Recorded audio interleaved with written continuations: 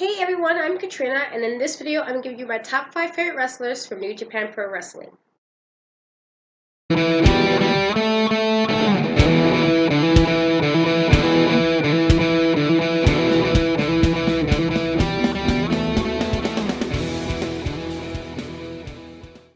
Before I do the list, I want to give you a little background on how I became a New Japan fan.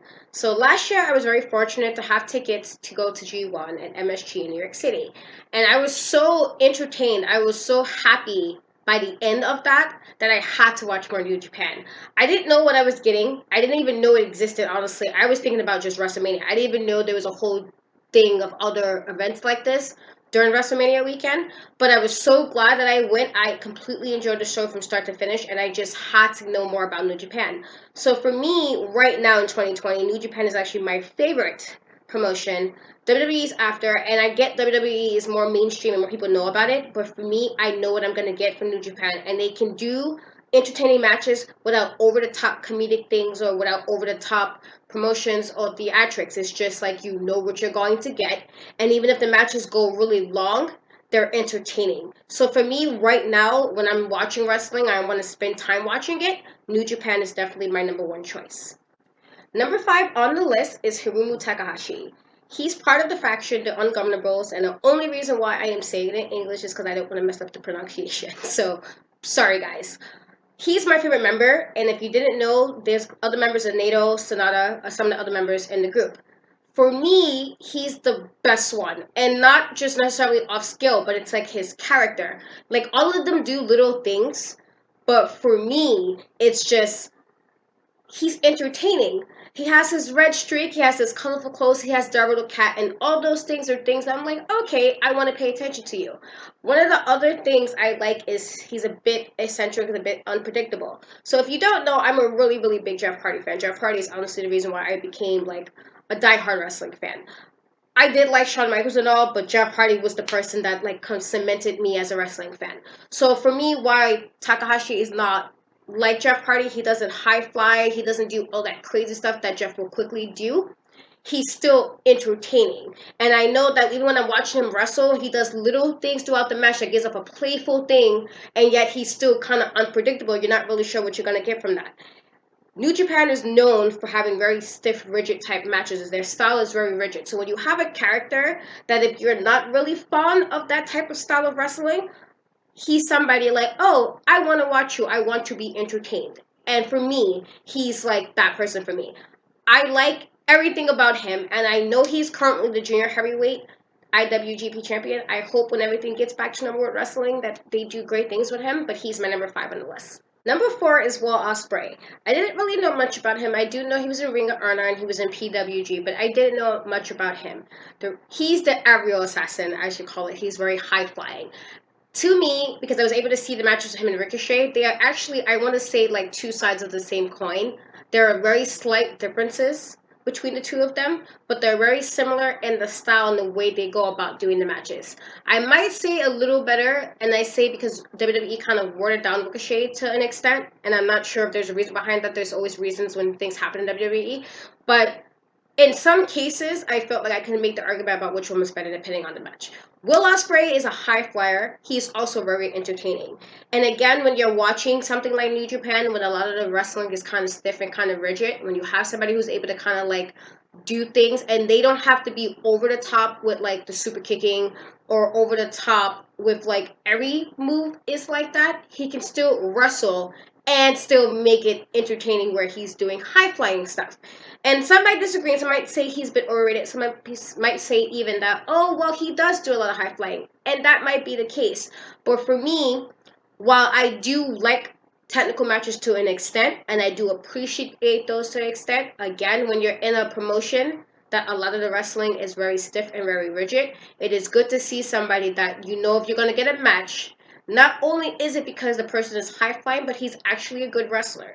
So for me, when I'm watching Will Ospreay, not only do I enjoy his wrestling, I enjoy his style of wrestling. And I get the whole aerial assassin because sometimes he does things where it's like, oh, you kind of didn't think he was going to do it. He did it anyway. And while I'm not really sure where they were going to go with him now that he's no longer the junior heavyweight IWGP champion, I do like him. I do appreciate his style, and I hope they do like great things with him in 2020. But that is why he's my number 4 person from Japan. Number 3 on my list is Hiroshi Tanahashi. Now, originally, when I saw him at G1, I was basing it off the fact that he was very attractive. Another thing I really like is his hair is always laid. And why that might not matter to some of you wrestling fans, let me tell you. His hair is always laid. It is always super nice looking. Whoever does his hair with his curls, his braids, the layers, whoever is doing it, thank you. It is always laid. I appreciate it. I love it. I like the ace thing, the whole rock star air guitar. I love it all. I also think he's in phenomenal shape. And I know he's the highest, he had the most reigns in New Japan as the heavyweight IWGP champion, which is freaking awesome. I know currently he is an IWGP champion with Kota Ibushi. And even with all those things, I'm excited for what they're going to do with him. I know some people keep questioning about his age and how long he's going for. But if The Undertaker could keep coming back every freaking 20 years, and yeah, I over-exaggerated that 20-year stuff. If he can do it, then Tanahashi can do it, because Tanahashi is in phenomenal shape, probably in better shape than The Undertaker. And y'all are perfectly fine with The Undertaker taking his 20-year entrance and doing his 20-year return when he was supposed to have been retired. Even though it's supposed to be Brock, you're not going to get me started about why that shouldn't have happened with Brock. Anyway, back to Tanahashi. I really like him. I think he's amazing, and especially some of his matches from like years ago, he's really good. And again, he's also somewhat stiff, but I don't know, I'm entertained. And again, it helps that he's like semi-attractive. And I say semi-attractive because like it's not like he's like Jason Momoa or something, and I'm gonna be like, yeah, find me, bro, find me. But he's very attractive. He's a good wrestler, and I do love that he has the whole rock thing going on, like the rock star thing going on, and his hair. Thank you, whoever do it. Thank you so much. Thank you. But I know that's not really real technical reasons for why he's on my list, but he is, so accept it. Number 2 on this list is the man himself, Okada. I know a lot of people know about his matches with Kenny Omega, and they were really good matches. I won't personally say they were my favorite matches of all time, because that's not true, but they were great matches, and I do understand why people praise them the way they do. For me, there's something else about Okada that I like. He has this whole thing about him that while he is slightly cocky, and I say cocky by the fact that he has all the money reigning and his jacket and the whole like look at me now type of vibe, he's still also classy, and I like it for some reason. I first saw him last year at G1, and I was like, okay, this guy is kind of dope. Let me see more. And as I watch all the matches he has, he always gives good matches, especially when he does his little things throughout, the little playful things, and not necessarily playful, but like he's kind of toying with his opponent. I love that. I love when the camera, zooms out when he's about to do his Rainmaker.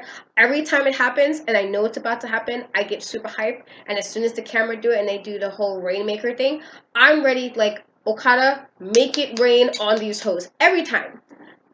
Every time it happens, I'm just like, oh my god, let's go, Okada. Every time. So, for me, it's like, he has little things that makes him great. He's a great wrestler. He's a 5-time IWGP heavyweight champion, and that's freaking amazing. He is just, even outside the ring, with like, where everything is going on with COVID, and he's doing nice things, and he's like, being a spokesperson for New Japan. It's like, all these things that he embodies overall makes him great. Even great wrestler and great outside the ring. Those are all good things. And for me, he's number 2 off those reasons. And plus, he just happened to be really great. And you know what to expect when you have an Okada match, even if the match goes long. If he's in the match, I'm going to watch it, because I know even if it runs for 30, 40 minutes, I'm going to be entertained. So before I get into my number 1, I did want to give an honorary mention to Shibata. He does not currently wrestle for New Japan. He did get injured with a neck injury. I did watch the match it happened, and it sucks. Why he is very stiff, he is very rigid. Anytime I seen a match with him, he like slapped somebody or kicked somebody, I was hurt. And if this was me and he did this to me, we would have got out of the ring and we would have been fighting.